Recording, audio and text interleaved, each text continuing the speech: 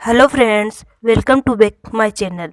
आज हम फिर से एक जीके ट्रिक्स का वीडियो आपके लिए लेके आए हैं। तो दोस्तों, बिना देरी किए वीडियो को स्टार्ट करते हैं। दोस्तों, वीडियो स्टार्ट करने से पहले मैं रिक्वेस्ट करना चाहूँगी आपसे, यदि वीडियो अच्छी लगी तो वीडियो को लाइक ज़रूर कर देना और चैनल को सब्सक्राइब कर ले और साथ में बेल आइकन को भी प्रेस कर ले, जिससे हमारी हर वीडियो की जानकारी आप तक पहुँच सके।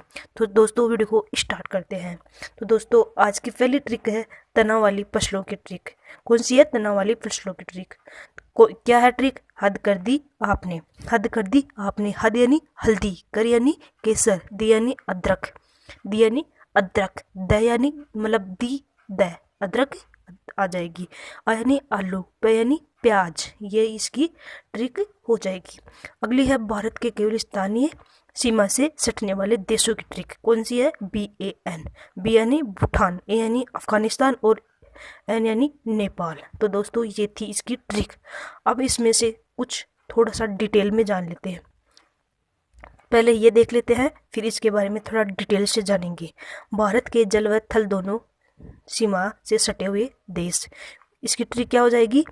मैया बाप, मैया यानी म्यांमार, क्या? म्यांमार। बा यानी बांसवाड़ा, सॉरी बांग्लादेश, पे यानी पाकिस्तान। क्या हो जाएगी? म्यांमार, बांग्लादेश और पाकिस्तान।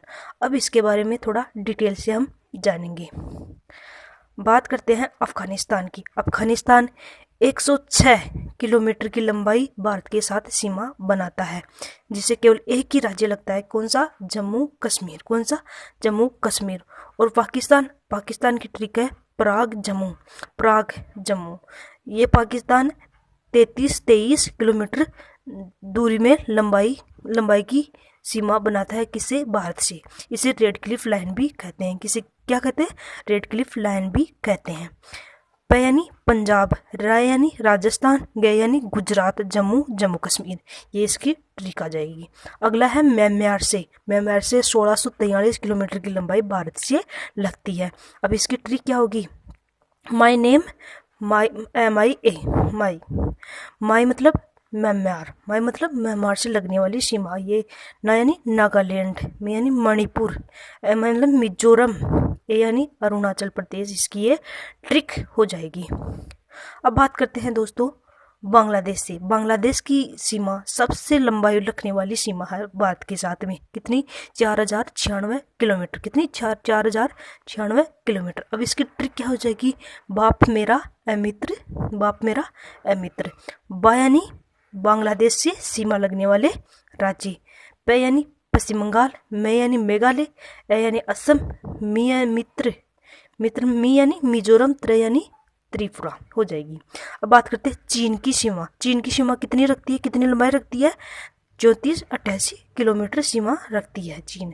इसकी अब ट्रिक आ जाएगी, भाई कौन कौन से राज्य हैं भारत के वो जो चीन के साथ सीमा बनाते हैं। आज ही चीन से।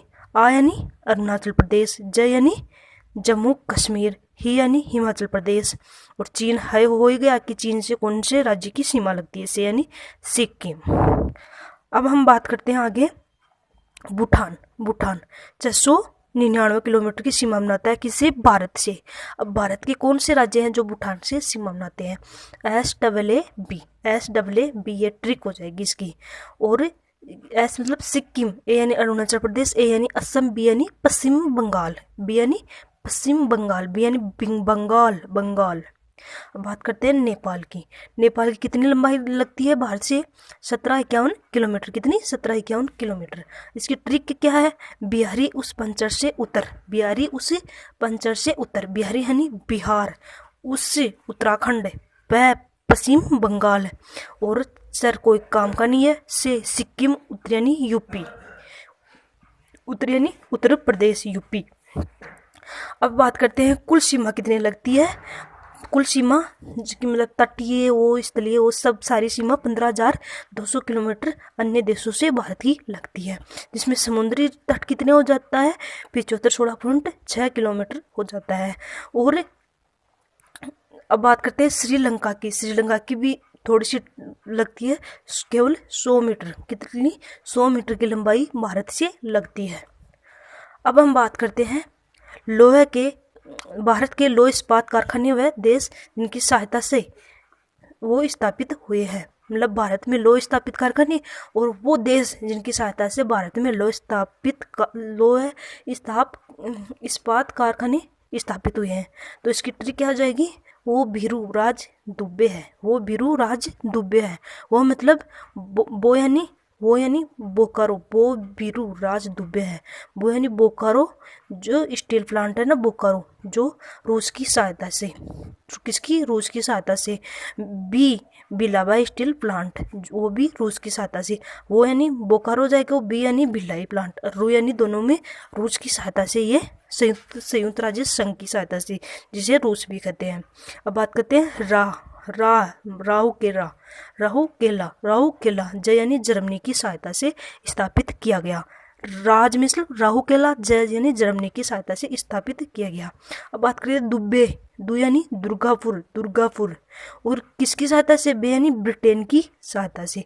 अब इसके बारे में हम थोड़ा डिटेल से जान लेंगे।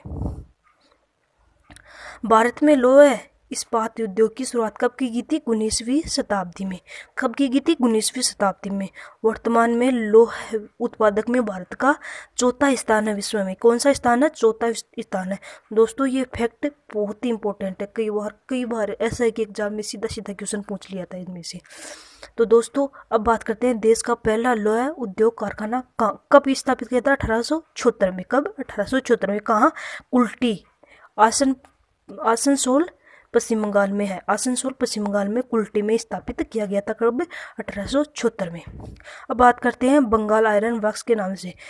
पहला जो लोह उद्योग कारखाना था उसे किस नाम से, बंगाल आयरन वर्क्स के नाम से स्थापित किया था। बाद में फंड के अभाव में इसे बंद कर दिया गया और बंगाल सरकार ने इसका अधिग्रहण कर दिया। बंगाल सरकार ने इसे दोबारा अधिग्रहण कर दिया इसका। अब बात करते हैं, इसके बाद इसका नाम बदल दिया बंगाल सरकार ने। उसका तो फंड बंद हो गया, तो वो तो बंद करके चली गई कंपनी। अब बंगाल वापस इसका अधिग्रहण करके इसका नाम दूसरा बदला, किसे, बराकर आयरन वर्क्स इसका नाम बदला। अब बात करते हैं बड़े पैमाने पर देश का पहला कारखाना कब स्थापित किया, 1907 में। और कहाँ किया गया, जमशेदपुर टाटा द्वारा बिहार के सागची नामक स्थान पर, जमशेदजी टाटा द्वारा। अब बात करते हैं भारतीय लोह इस्पात कारखाने। पहला कारखाना भारतीय लोह इस्पात कारखाना शुरू हुआ, जिसकी स्थापना कहाँ है, भारतीय हुआ स्थापना 1918 में हुई थी। और कहाँ किया गया, पश्चिम बंगाल के हीरापुर में। कहाँ है, पश्चिम बंगाल के हीरापुर में। इसका उत्पादन शुरू कब किया गया, 1922 में। 1918 में इसकी स्थापना की, 1922 में इसका उत्पादन शुरू हुआ। और कुल्टी, हीरापुर, बरनपुर को मिलाकर इस भारतीय लोह इस्पात का निर्माण किया गया। किन किन को मिलाकर, कुल्टी, हीरापुर, बरनपुर को मिलाकर भारतीय लोह इस्पात का कारखाना स्थापित हुआ। अब बात करते हैं Mysore iron and steel works, 1923 में स्थापित हुआ। कब हुआ, 1923 में। और कहाँ हुआ, कर्नाटक के भद्रावती में। अब इसे Visvesvaraya iron and steel company limited नाम से भी इसे जानते हैं। किसे, Mysore iron and steel works के 1923 में से स्थापित, कर्नाटक के भद्रावती में स्थापित हुआ था ये। अब आगे बात करते हैं हम स्टील कॉर्पोरेशन ऑफ बंगाल। कब स्थापित, 1937 में स्थापित हुआ। कहाँ, बरनपुर पश्चिम बंगाल में। अब ये भारतीय लोह इस्पात में कब मिलाया गया, 1953 में भारतीय लोह इस्पात में मिला दिया गया। अब बात करते हैं भिलाई इस्पात संयंत्र स्थापित कब हुआ, 1955 में, सोवियत संघ की मदद से। रूस की मदद से, सोवियत संघ रूस को ही बोलते हैं। 1955 में स्थापित हुआ सोवियत संघ की मदद से।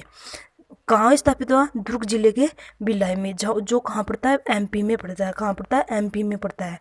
पहले ये छत्तीसगढ़ में पड़ता था, पहले एमपी में पड़ता था, अब छत्तीसगढ़ में पड़ता है। कौन, दुर्ग जिले का भिलाई, जो पहले एमपी में अब छत्तीसगढ़ में पड़ता है। अब बात करते हैं हिंदुस्तान स्टील लिमिटेड, जो दुर्गापुर 1956 में स्थापित हुआ। कब, 1956 में। किसकी सहायता से, ब्रिटेन की सहायता से। और कब, कहाँ 1956 में, और कहाँ, पश्चिम बंगाल के दुर्गापुर में। पश्चिम बंगाल के दुर्गापुर में ब्रिटेन की सहायता से 1956 में स्थापित हुआ हिंदुस्तान स्टील लिमिटेड। अब बात करते हैं बोकारो स्टील प्लांट की। 1968 में सोवियत संघ की मदद से, 1968 में सोवियत संघ की मदद से, और कहाँ, बोकारो में। कहाँ, बोकारो में। पहले जो बिहार में पड़ता था बोकारो, अब पड़ता है झारखंड में। पहले बिहार में पड़ता था, अब झारखंड में पड़ता है। अब बात करते हैं steel authority of India, SAIL, steel authority of India कब स्थापित हुआ? 24 जनवरी 1973 में स्थापित हुआ। कब हुआ? 24 जनवरी 1973 में। सभी कंपनियों को मिलाकर इसकी स्थापना करी। जो पहले हमने जो कंपनियां पढ़ी थी ना, उनको सभी को मिला दिया और एक स्टील अथॉरिटी ऑफ इंडिया का निर्माण कर दिया। किन किन को मिलाया? भिलाई को, राउरकेला का, ब्रह्मपुर को, सलेम, बोकारो, दुर्गापुर, विश्वेश्वरैया, सबको मिलाकर steel authority of India company start करती है 24 जनवरी 1973 को। तो दोस्तों, ये थी हमारी जीके की ट्रिक। आशा करती हूँ कि वीडियो अच्छा लगा होगा। यदि वीडियो अच्छा लगा तो वीडियो को लाइक जरूर कर देना, और यदि चैनल को सब्सक्राइब नहीं किया तो चैनल को प्लीज़ सब्सक्राइब कर देना और बेल आइकन को दबा देना, जिससे हमारे हर वीडियो की नोटिफिकेशन आप तक आ सके। Thank you.